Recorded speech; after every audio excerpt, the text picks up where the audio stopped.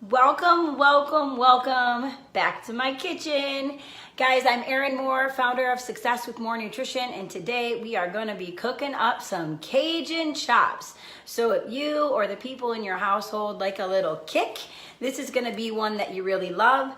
My husband loves the little kick. I am not into super spicy, but this one does the trick. Low FODMAP, gluten-free. So if you are not blessed with having to be low FODMAP, you could actually add some garlic to this recipe too. Before I had to follow those guidelines, we would add a little bit of garlic powder. I will not be doing that today because I'm cooking for those of us that do have to follow that, but wanted to give that tip up front. So for those of you who don't know my story, I've gone from a tight size 17 down to a 2. I lost the weight, had babies, lost the weight again, had babies, lost the weight again. I guess not babies each time, but I've had the babies and I've lost the weight. So this is actually one of our original first recipes that we've been using now for 8 to 10 years as I've been on my healthy journey of weight loss and maintenance and all that good stuff. So this one's super simple. You're gonna love it. We're just putting some spices in. So if I've already gone ahead and put the paprika in, I was worried I didn't have enough for this video, so I wanted to make sure I had enough. And then we're gonna get some salt in here. And all I'm doing, guys, is using a container that I can kind of mix the spices together and have a flat surface because I'm gonna end up using this to go on the chops. Kind of, if you've ever breaded chicken, kind of that kind of thing, but we're doing it with seasonings and spices only. It does call for some red pepper. With the red pepper, if you want a little less of the kick, like I double most of the recipe, this one's running low, so I'll go ahead and put that in there. But so if you want it less spicy and you still want these Cajun chops, they're amazing. You could just do less of the red pepper and then take away a whole lot of the spice. I also like to add extra paprika, just unfortunately I ran out with this recipe. I really like extra paprika with this recipe. So it's kind of up to you and your taste and all that good stuff. But so we are gonna be rocking and rolling here. And so then I just sift it up. So as you can see, I'm just using a little Tupperware container.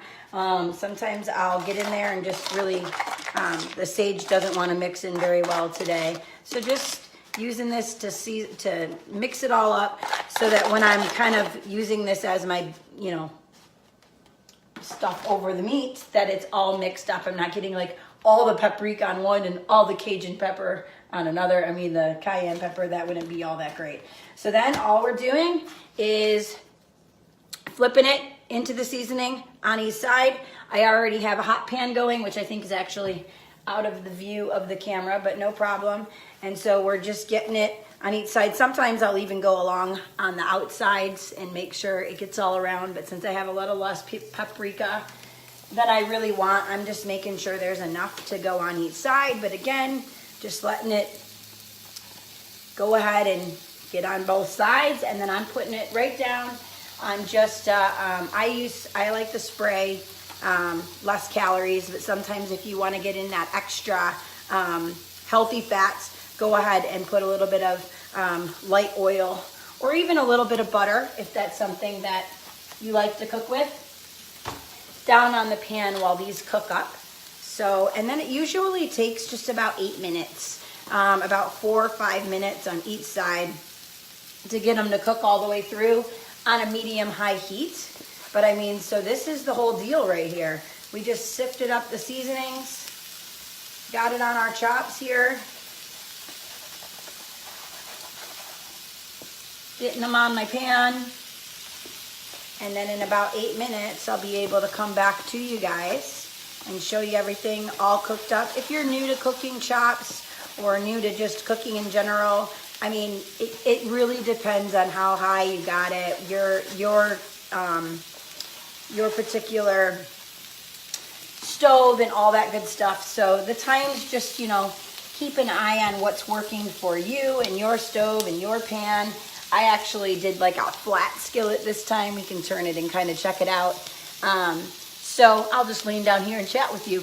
I just did the flat skillet. I usually do it in a big pan, but I knew I wanted to double up this recipe and make sure there were no issues as I was cooking and showing you guys. So like I said, these are amazing. These are something the kids probably aren't going to care for because they do have that extra kick. With low FODMAP, you can't do the cauliflower mashed potatoes, basically. But it's amazing with cauliflower mashed potatoes if you can make those. That's how I used to eat these all the time because I'd still get the amazing flavor. I mean, they're so good, but it would take away that bit of bite. And then, of course, I had some nice, healthy mashed potatoes. So just a suggestion for something that I've done, but I'll be back shortly and then we'll rock and roll and show you the finished product. Hey guys, so we're not completely done yet, but we're gonna just flip these over. I thought about that fact that, you know, I know not everybody is up and, you know, to speed on the cooking. I had to figure it all out on my own. So I wanted to just pop on and show you that once you kind of flip them, they are gonna have like a blackened crust around the outside, which is totally great. And so I just usually use a regular old kitchen fork to flip them over, and then, you know, they'll cook another 4 or 5 minutes. I'm not having the best time at my flip, but that is okay. So we will be back in just a minute. All right, guys, we are sizzling it up over here. Lots of spices. As you can imagine, this one can really get the room going as far as the flavor. I mean, it just smells so good in here. But it's also a lot of seasoning, so beware because it can kind of get your kiddos coughing a little bit from that cayenne pepper. But so we are good, guys. We're done. The chops are cooked. So now we're just pulling them right off. And I'm not serving these right now. You know me, I like to cook ahead. So I'm just getting them into this container.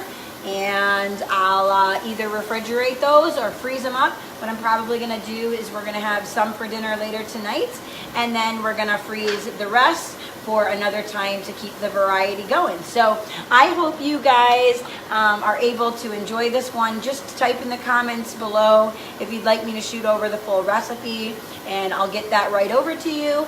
And I'd love to say hi. So if you're brand new to me, this is your first one watching, just put a 1 or put new in the comments, and I'd love to give you a shout out. If you're returning back to me and I've been trying some of the recipes, love to hear from you.